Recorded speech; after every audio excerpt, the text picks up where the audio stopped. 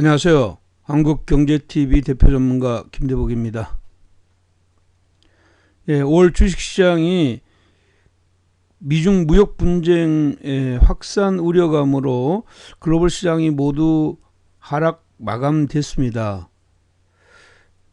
월말에는 이제 미국의 트럼프 대통령의 멕시코 관세 쇼크가 시장을 강타하는 이런 시장 흐름들이 진행됐다 이렇게 볼 수가 있겠고요. 결국은 그 글로벌 시장 전체로 볼 때 그 모든 시장이 월봉 기준으로 8% 전후에 아주 급락의 시장 흐름들로 마감이 됐다 이렇게 볼 수가 있겠고요. 6월 시장에 대한 전망도 그다지 크지 않다 이렇게 볼 수가 있습니다. 먼저 방송 들어가기 전에 그 좋아요, 구독하기, 알람 버튼을 눌러주시면 저에게는 큰 힘이 됩니다. 그리고 영상 청취 이후에 댓글 꼭 부탁드리도록 하겠습니다. 자, 우리가 뉴욕시장을 이제 주말 뉴욕시장을 한번 살펴보면서 시장을 봐야 되겠는데요. 뉴욕시장은 이렇게 보셔야 돼요. 뉴욕시장은 3대 지수가 모두 1% 정도의 하락을 했습니다. 장중 내내 하락했으니까요. 이게 지금 현재 그 미중 무역 분쟁, 또 중국에서 지금 현재 미국에 대해서 어떻게 보면 보복 관세, 이것도 6월 1일 날 계획되어 있는 흐름이고, 지금 현재 외국인의 어떤 기업들에 대한 지금 현재 블랙리스트를 작성한다는 이런 내용이 주가에는 부담으로 작용했다 이렇게 볼 수가 있습니다. 자, 그리고 이 어저께 이제 주말의 하락의 흐름들은 전반적으로는 유럽이나 미국이나 같이 빠지는 이런 시장 흐름이 나왔습니다. 특히 이제 요것은 월봉 기준으로 보면 다우도 지금 현재 나스닥도 지금 4개월 만에 하락 마감이 됐고요. 지금 현재 니케이 같은 경우에도 1개월 만에 하락 마감, 마찬가지로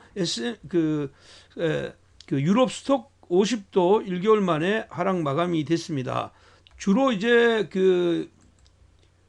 5월 말일 날의 주가의 일봉의 흐름에서 하락이 유럽이나 지금 현재 일본이 깊었던 것은 중국 미중 무역 분쟁보다는 멕시코 관세에 있다 이렇게 볼 수가 있습니다.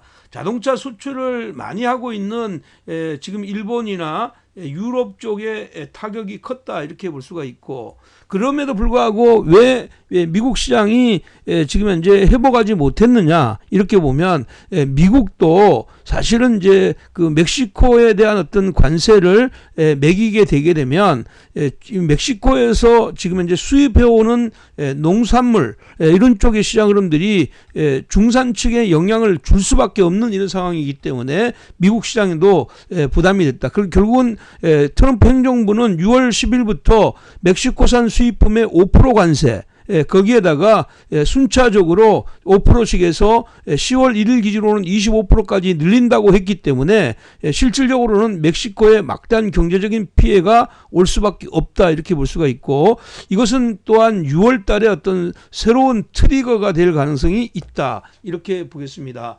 자, 그리고 우리 시장의 흐름에서는 약간 긍정적인 요소는 조금 있었습니다. 이게 다른 게 아니고 달러 인덱스의 움직임이었습니다. 달러 인덱스의 움직임인데, 달러가 지금 보시면 이렇게 상단 레벨대를 가서 지금 연속적으로 고점을 뚫지 못하고 급하게 밀었다 이렇게 봅니다. 이 달러가 급하게 약세를 0.39% 약세를 내려왔던 것은 결국은 지금 미국의 어떤 멕시코산 수입품에 대한 관세가 결국은 원래 불법 이민 문제를 해결하고자 한 이런 시장 흐름이지만 결국은 중산층에게 영향을 준다 이렇게 판단하는 겁니다. 그래서 기본적으로는 이쪽의 시장 흐름들이 약세였고요. 우리 시장에도 이러한 흐름은 긍정적인 요소로 조금은 작용할 것이다 이렇게 봅니다. 일단 지금 현재 위안화 같은 경우에는 지금 이게 역의 환율 위안화 같은 경우는 지금 0.690 위안입니다. 0.690 위안으로 위에서 1호에서 조금씩 이렇게 하락하는 이런 시장 흐름들이 나왔죠. 그렇지만 근본적으로는 지금 현재 그 26일 날 대비해서는 상당히 올라 있는 이런 상황이고요. 그 한국 여객 시장의 환율이 굉장히 중요하죠. 한국의 여객 시장 환율이 중요한데 한국을 보면 원화가 지금 보시면 이렇게 쭉 올라가서 고점을 치고 나서 1196원을 치고 나서 여기 지금 현재 그 월말에 오르다가 다시 여객 시장에서 내렸다는 것입니다. 그래서 1188원대로 내렸다 이런 얘기를 하면 6월 달에 기본적으로 환율의 변화가 약간 우리 국내 시장에 긍정적인 요소로 작용할 개연성이 높다. 이렇게 이해하시면 좋겠습니다. 자, 이러한 내용들을 종합적으로 볼 때 6월 달의 시장 흐름들은 기술적인 반등의 이런 가능성이 굉장히 많고 경제 지표를 한번 보도록 하겠습니다. 경제 지표를 보면 여기 지금 보시면 그 13일 날에 선물 옵션 만기일이 있고요. 그다음에 이제 그 18일과 19일에 미국 FMC 6월 회의가 있습니다. 마찬가지로 G20 장관회의가 월말 28일과 29일에 있는데 여기 그 다음 주 이번 주죠. 그 이번 주의 시장 흐름에서는 주요 지표들이 굉장히 많이 납니다. 특히 첫째 주에 지표들이 몰려 있는 것은 기본적으로 지금 제조업 관련 지수와 고용 지표에 포커스가 맞춰져 있다 이렇게 보는데 시장 흐름은 옵션 만기일 이 만기일이 하나의 기점이 될 가능성이 많고 28일 날이 기점이 될 가능성이 많습니다. 기술적인 반등이 나온다면 이렇게 13일 전후까지 짧게 나왔다가 지그재그 패턴을 보일 가능성이 많고 지금 이제 여기 그 FMC 회의 결과를 놓고 있다가 종반에 다시 한번 기대감으로 이어질 이런 흐름들이 예상된다 이렇게 보겠습니다. 자, 그 종합주가 지수의 움직임들을 보면 월봉상의 움직임을 보면 지금 그 장대 음봉이 나왔잖아요. 여기 장대 음봉이 나왔는데 시장 흐름상으로는 지금 그 2116이 의미 있는 자리다. 저는 이렇게 보고 있고요. 시장 흐름이 만약에 위로 그 변화를 주고 올라간다면 2115까지 열어두지만 주초에 시장이 만약에 미국과 그 중국의 강대강 이런 흐름으로 딱 붙었을 때 시장 흐름이 만약에 지지가 되지 않으면 지금 하단은 1985 정도까지는 열어둬야 된다. 그럼에도 불구하고 2016 이런 자리 2020 이하의 만약에 흐름들이 만약에 주초에 들어온다면 이것은 좋은 자리다 이렇게 볼 수가 있고요. 월말까지 시장 흐름으로 볼 때는 월말까지 밴드가 기본적인 밴드는 이번에 저점을 깨지 않는 이런 밴드 안에서 시장을 공략하는 것이 맞다 이렇게 보고 최악의 시나리오가 나온다면 하단을 지금 현재 그 1985까지만 열어두는 이런 전략이 필요하겠고 2120 이하에서는 시간과의 싸움이 필요한 자리다. 저는 이렇게 보고 있고요. 그 다음에 코스닥 같은 경우에도 이번에 684가 단기적인 저점이 됐는데 주초에 이 자리를 테스트할 수는 있지만 기본적으로는 상단을 735까지 이번 달에는 열어두는 전략이 필요하겠고 강대강의 이런 시장 흐름이 나오게 되면 하단이 추가적으로 이게 무너지면 670까지 열어두는 전략이 필요하다. 그래서 최악의 시나리오는 670이고 지금 현재 시장 흐름으로 봤을 때는 684까지 가는 이런 시장 흐름이 예상된다. 이렇게 보겠습니다. 또한 마찬가지로 지금 현재 그 종목들의 시장 흐름들은 지수보다 주도 섹터나 주도 테마 중심으로 움직일 개연성이 굉장히 높다 이렇게 판단하고 있고요. 지금 현재까지 시장 흐름으로 보면 지금 현재는 테크니컬 적인 이런 흐름들 이런 주도 섹터들의 경우에는 1차적으로는 5G가 그 시장 흐름들을 6월 달도 전체 시장을 주도하는 이런 시장 흐름들이 예상된다. 이렇게 보면 5G가 올 말에 약간 조정 사이클이 나왔으니까 이것이 6월 초에 추가적인 어떤 조정 사이클이 나오게 되면 5G를 가지고 주도 테마의 공략이 필요하다. 이렇게 보이는데 기존의 5G는 제가 말씀드렸던 대로 지금은 NSA 방식의 5G의 형태입니다. 그러니까 요 흐름을 잘 이해하셔야 돼요. 요 흐름은 뭐냐면 기본적으로 그 4G를 일정 부분을 기지국을 사용하고 지상에서 지금 현재 5G를 운영하는 방식입니다. 이것이 SA 방식으로 바뀌어가는 이런 과정이 나올 때 5G의 주도 안에서의 주도가 바뀔 줄은 몰라도 그 이전에는 현재의 주도주를 가지고 매매 포인트를 잡는 게 좋다. 이렇게 봅니다.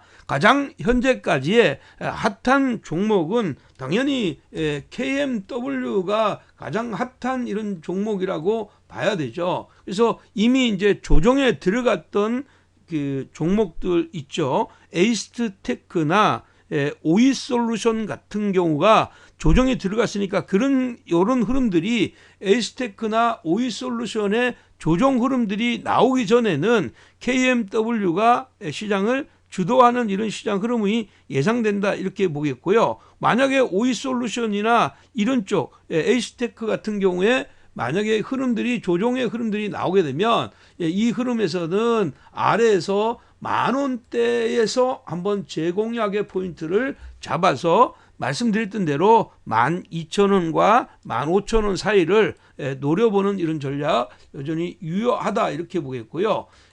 중국이 화웨이에 대한 이 공략이 지금 현재 만약에 최악의 상태로 지속된다면 5G에서 건들지 말아야 될 종목들이 생길 수 있다. 이것들 꼭 기억해 주시면 되겠다. 이렇게 보겠고요.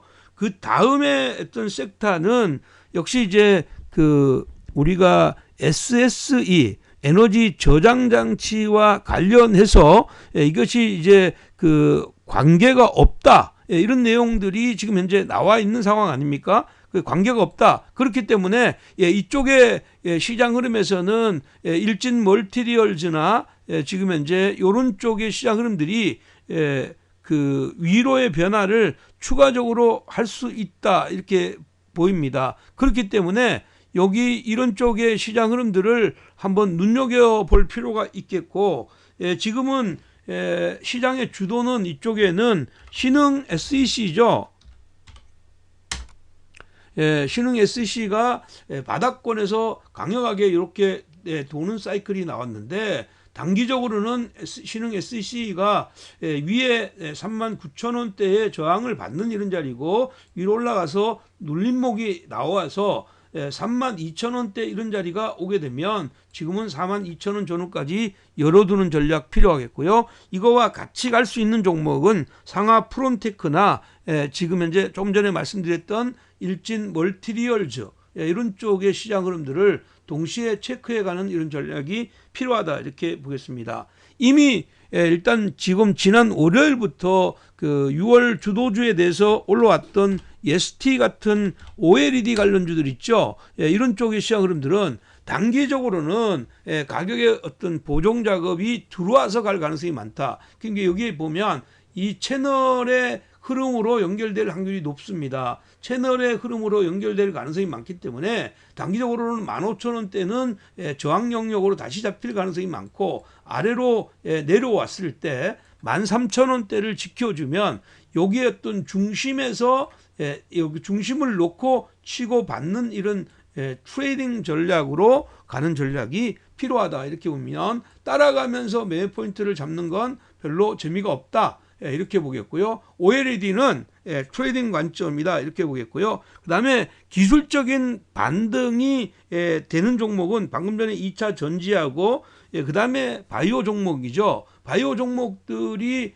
지금 주말에 아주 강력하게 돌아섰는데 이번에 바이오 종목들 같은 경우는 제약 바이오가 기술적인 반등이 들어올 가능성이 있다 이렇게 보입니다. 그래서 제약 바이오 같은 경우에 기술적인 반등이 들어오게 되면 낙폭 과대주의 시가총액 상위 종목들 중심의 매 포인트를 잡아보는 게 좋다 이렇게 보입니다. 먼저 가장 핫하게 올라왔던 것은 헬릭스미스죠. 이건 뭐 그 지난 그 말일날에 여러분들한테 말씀드렸던 종목인데 단기적으로 낙폭이 크잖아요. 낙폭이 크니까 여기서 바닥을 치고 나서 기술적인 반등이 들어오게 되면 이 기술적인 반등을 매 포인트로 잡는 전략인데 지금 이 거래량이 앞에서 많이 실려 있기 때문에 이 자리를 넘어갈 때 매도의 압력이 있을 것 같아. 그래서